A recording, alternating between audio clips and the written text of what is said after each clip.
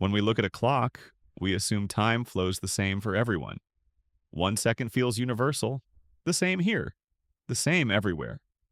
For centuries, this idea seemed obvious. Time was thought to move forward at a steady pace, unchanging, independent of anything else. But in the early 20th century, one man questioned that assumption, and by doing so, he changed our understanding of time forever.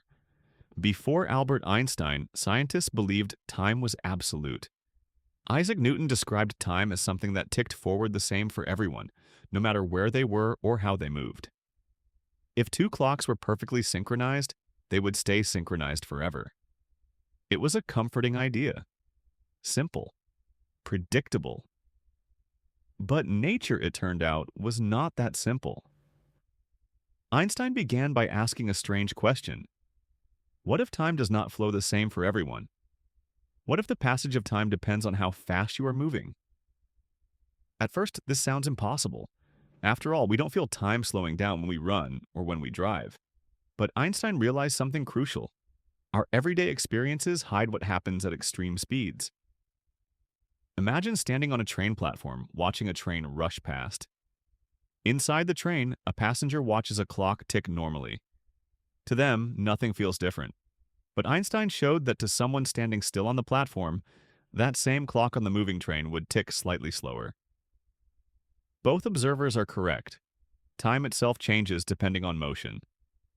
This idea is called time dilation. The faster you move through space, the slower you move through time.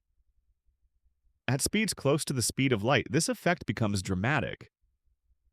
Seconds stretch, minutes lengthen. Time itself bends. It sounds like science fiction, but it is real, and it has been measured again and again. Even gravity affects time. Einstein discovered that stronger gravity slows time down. A clock closer to Earth's surface ticks more slowly than one higher up in space. The difference is tiny, but real. Satellites orbiting Earth experience time slightly faster than we do on the ground.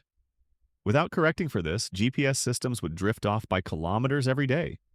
So when Einstein said time is relative, he didn't mean time was an illusion. He meant time is flexible. It depends on motion. It depends on gravity.